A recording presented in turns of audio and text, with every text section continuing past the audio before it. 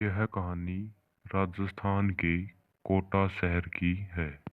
यह हवेली राजा महाराजा के समय में बनाई गई थी, लेकिन पिछले 18 सालों से इस हवेली में आज तक कोई भी रहने के लिए नहीं आया। इच्छा होने पर भी इस हवेली में कोई भी नहीं रह पा रहा था, क्योंकि लोगों का कहना था कि इस हवेली में भूत प्रेत का साया है।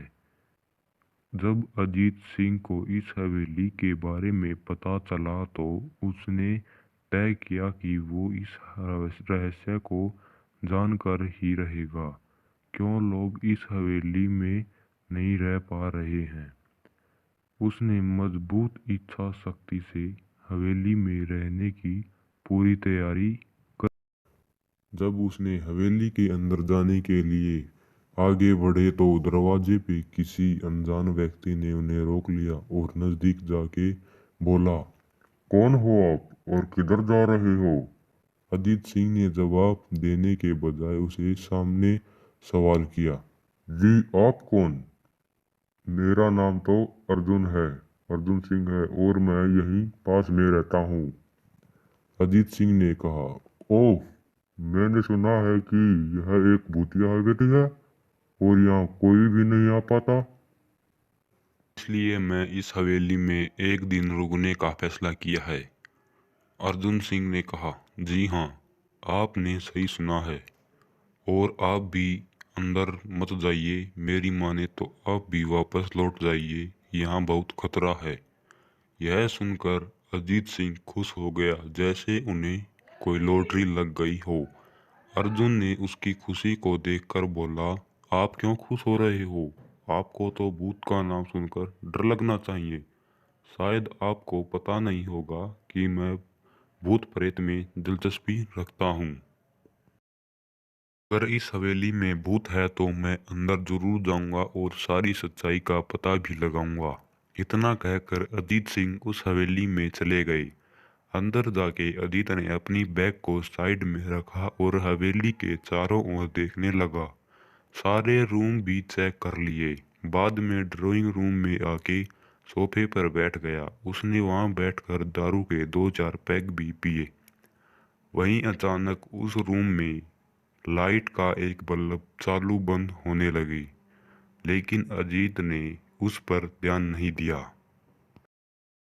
दूसरा बल्ब चालू बंद होने लगा, फिर तो हवेली की सारी लाइटें चालू बंद होने लगी।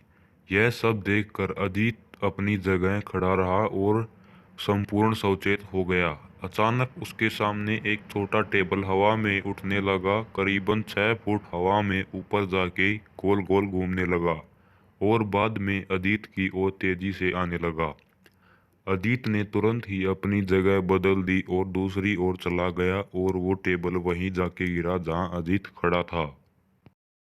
अजीत कुछ समझ पाता उतने में सोफे की सीट उसकी ओर आने लगी। वो जल्दी खड़ा हो गया और छलांग लगा के दूसरी ओर कूद गया, जिसके कारण सोफा दीवार को टकराया और अजीत बच गया। अचानक सब कुछ शांत हो गया।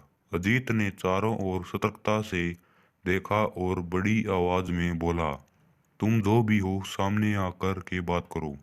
वहीं एक बड़ी परछाई उसके सामने आई। अजीत ने उस परछाई को देखकर बोला, कौन हो तुम और क्यों मुझे मारना चाहते हो? परछाई, तुम्हारी भूल के कारण। अजीत, मेरी भूल? मैंने कौन सी भूल की? परछाई, इस हवेली में आने की भूल। मैं किसी को भी इस हवेली में खुश नहीं दे सकता। अजीत, लेकिन क्यों? उस परछाई ने जवाब दिया, आज से 18 साल पहले इस हवेली के मालिक ने मुझे यहीं पे मार डाला था। मेरी कोई गलती भी नहीं थी। इस कारण कि मेरी आत्मा इस हवेली में भटकती रहती है। मैं किसी को भी इस हवेली में नहीं रहने दूंगा, क्योंकि इस हवेली में मेरा खून हुआ था। इस हवेली में जो भी रहने के लिए आएगा उसकी मौत होगी।